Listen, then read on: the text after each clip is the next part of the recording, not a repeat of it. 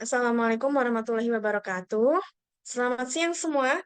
Senang sekali kita dapat berjumpa pada kesempatan yang berbahagia ini. Saya bersama rekan saya dari kelompok 7 dan langsung saja ya teman-teman, kita akan menganalisis terkait artikel dengan judul yang menarik nih, yaitu analisis pengembangan pendidikan anti korupsi di Indonesia melalui pendidikan kewarganegaraan berbasis media dengan menggunakan Smart Mobile Civic Learning.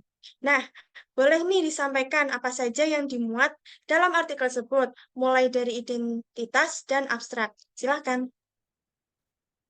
Identitas jurnal tersebut nama Jurnal Cakrawala Pendidikan, volume 43, nomor 1, halaman 166-175, tahun publikasi 28 Februari 2024, tahun penerbit ISSN sebagai berikut, DOI sebagai berikut, judul jurnal Analisis Pengembangan Pendidikan Anti Korupsi di Indonesia melalui pendidikan kewarganegaraan berbasis media dengan menggunakan Smart Mobile Civic Learning.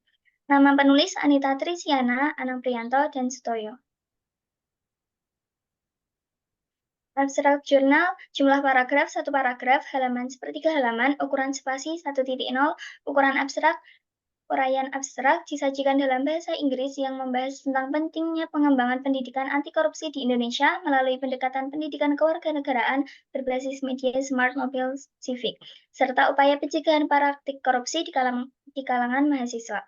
Keyword jurnal, Anti-Corruption Education, Civic Education, Smart Mobile Civic. Apa yang melatar belakangi permasalahan tersebut? Baik, di dalam pendahuluan jurnal, penulis menggambarkan tentang Indonesia negara konstitusional, artinya semua tindakan diatur oleh hukum dan pelanggar hukum akan dikenai sanksi sesuai dengan peraturan perundang-undangan yang berlaku. Penulis membahas tentang undang-undang tentang korupsi dan lembaga Komisi Pemberantasan Korupsi. Penulis juga mengharapkan adanya penerapan pendidikan anti korupsi dan pendidikan karakter yang ditanamkan sejak dini, karena korupsi bisa tumbuh dari hal-hal kecil, contohnya mencuri permen, bahkan mencontek.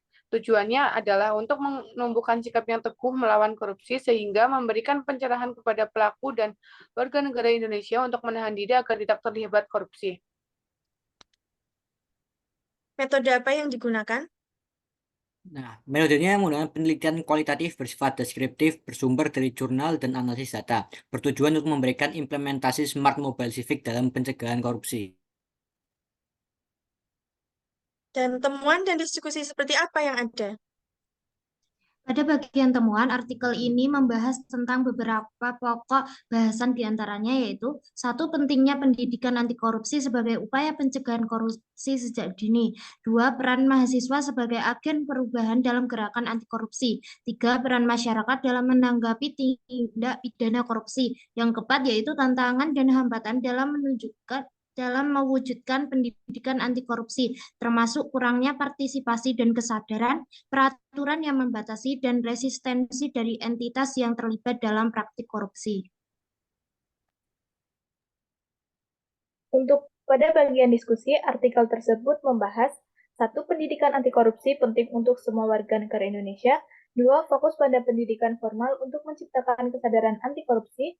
Tiga, peran generasi muda, terutama siswa, kunci dalam pemberantasan korupsi.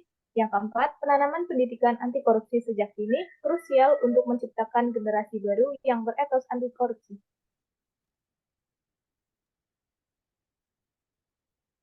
Diskusi yang kelima yaitu implementasi melalui berbagai langkah pembelajaran termasuk Smart Mobile Civic. Yang keenam, tantangan seperti rendahnya kontrol di lingkungan kampus dan kurangnya integritas moral di kalangan individu menjadi hambatan. Ketujuh, peran universitas penting dalam membentuk etos dan prinsip mahasiswa untuk memerangi korupsi. Yang kedelapan, pendidikan anti korupsi tidak hanya kewajiban moral tetapi juga memiliki keuntungan strategis bagi para bangsa.